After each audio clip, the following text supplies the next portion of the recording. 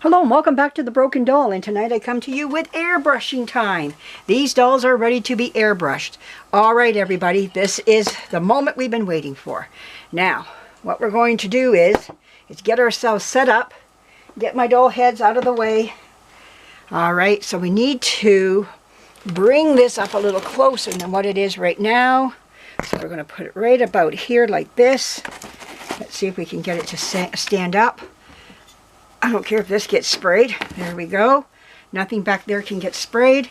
Now we have this set up. Now I want to make sure you're seeing everything okay. Yes, you are. All right, so I made up some paint.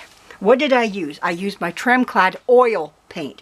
I used oil paint. Again, I'm using oil paint. I say this because everybody people ask me what paint did I use. I usually say it right in my videos. I use oil paint, and this is yellow ochre. Okay, I thinned it down. I put a little bit of white.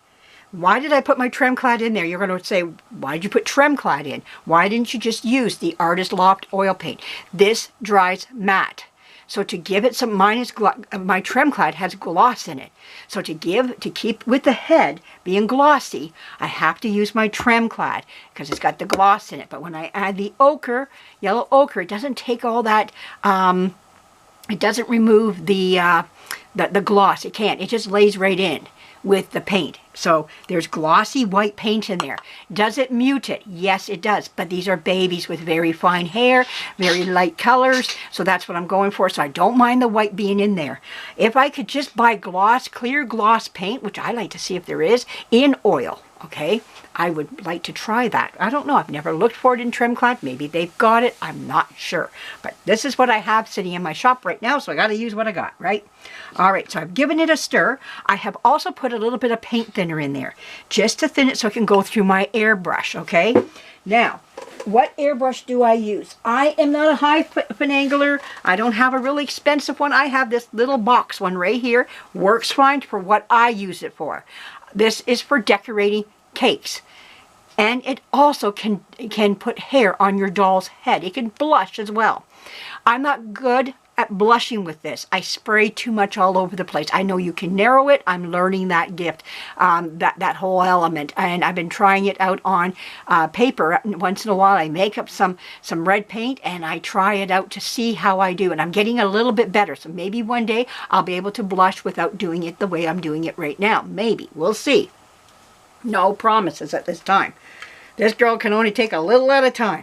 Okay, but anyways, now that we've said that, you can pick up this airbrush. And another thing too, let's talk about it. It's not a startling machine. It won't scare you. I had one of those mushroom ones from Canadian Tire. For those that know what Canadian Tire is, it's a store in Canada here where you can buy mostly automotive, but they've also gotten into hang on, I'm just all messed up here. I'm trying to get myself unmessed. Okay, my cord, I got to make sure my cord is working with me, not against me here, and it's working against me right now. There we go. We're a lot better.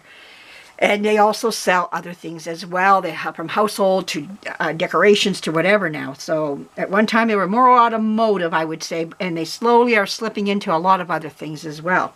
And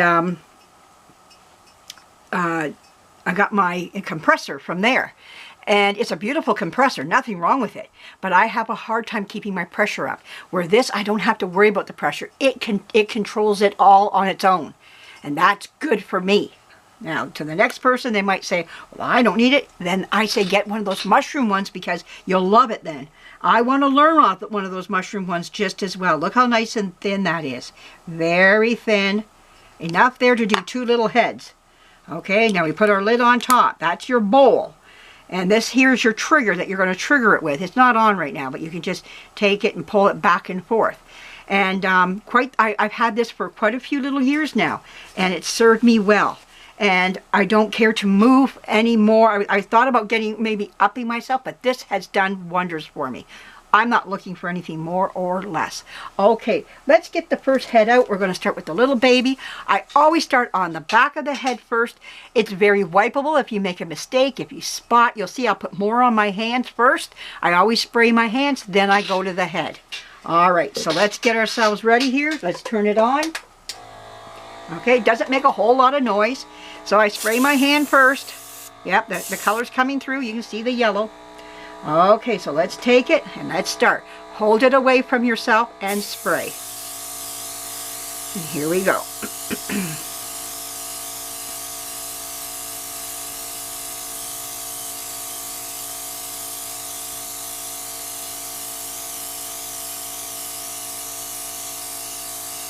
Oh, I love the color. So far I do anyways.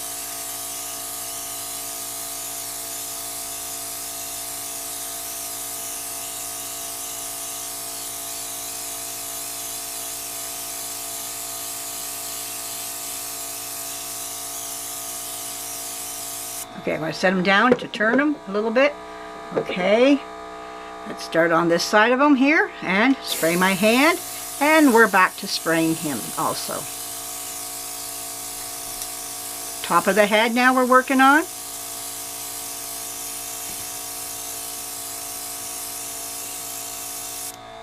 Now I'm going to turn him again. We're going to do the front of the face area, and we're not going to do the face, but we're going to do in that area. So back to the hand again and spray.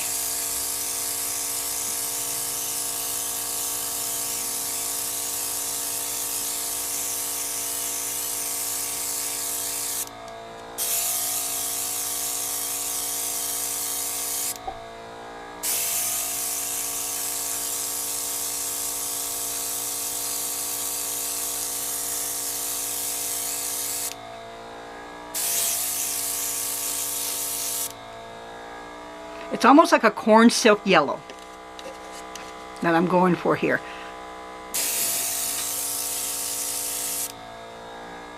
Oh, he looks beautiful. Okay, he's done. Now, when he's done, we shut off our brush, our airbrush. Okay, now the next thing, I should have grabbed these, like always. We're going to do a cleanup on him right now. Now, it's not going to dry right away because oil paint takes a little bit longer to deal with, to dry. So you don't have to worry about, hey, what's happening, you know, now that I'm done with him. Will the paint dry right away? No, it is a thin coat though, remember that. But you can clean up now. I do all my cleaning up. I go around, get whatever I don't like on his face area. If I got in his little eyes or around and about, this is where you clean. But he looks nice. Oh, yes, I like him. Oh, look at that. Wow, just showed my son. He gave me thumbs up. A big smile. Oh, wow. Yeah, he looks nice. Okay, I'm proud of my work. Okay, enough gloating. I gotta go do I got one more head yet to do. Airbrush makes me nervous all the time. I don't know why I get jittery with it because I'm not familiar with it. I'm learning as I go along. I know there's people out there that can do wonderful jobs with the airbrush, but I'm a beginner. Might be a beginner for quite a few years because I don't do enough of it. But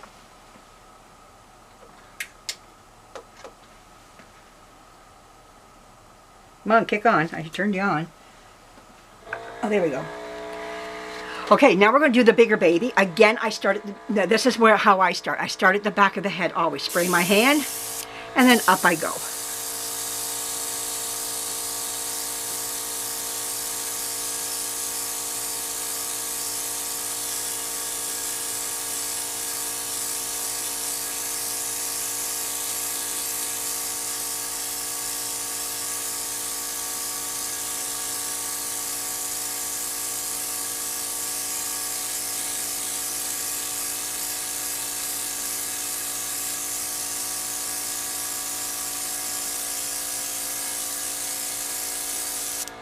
I'm going to give him a turn. I just wonder how much did I didn't spray my hand first. I don't like doing that, but I did. Okay, there we go. Okay, I'm going to turn him.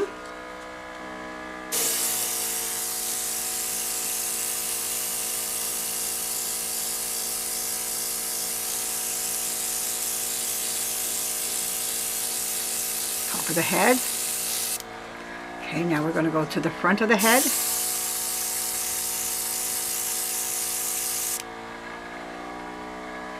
A little bit more side. Okay, now we're going to go over to this side, just even it up a little bit. Come down by the ears.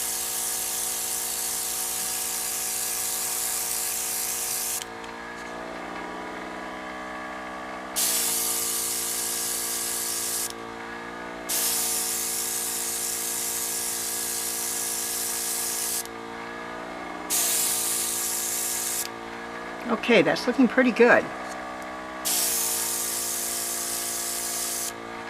Okay, how did I do the back? Is there enough on the back here?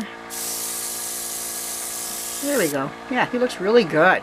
Oh, there we go. All right, he's done. All right, let's shut this off.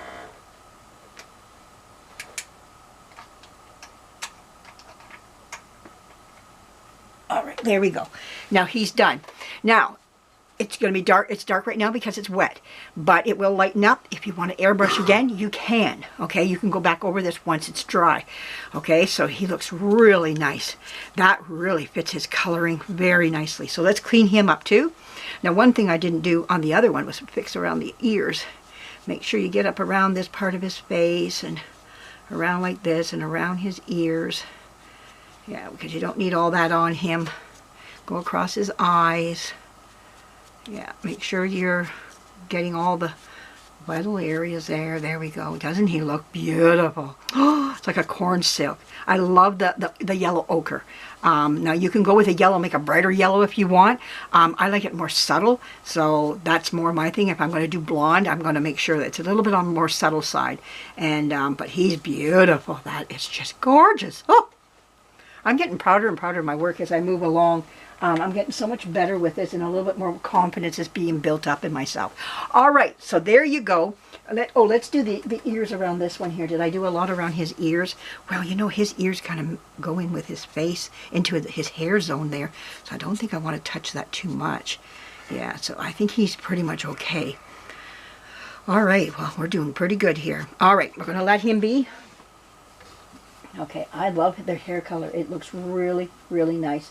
A little bit of white, with of the glossy white, and then your yellow ochre, and that's how I made this paint up. You got to play around with your colors. I did first. I was mixing up some colors here. I'm always starting before I film. I mix up and make sure I'm going to show you properly. But that's what I do.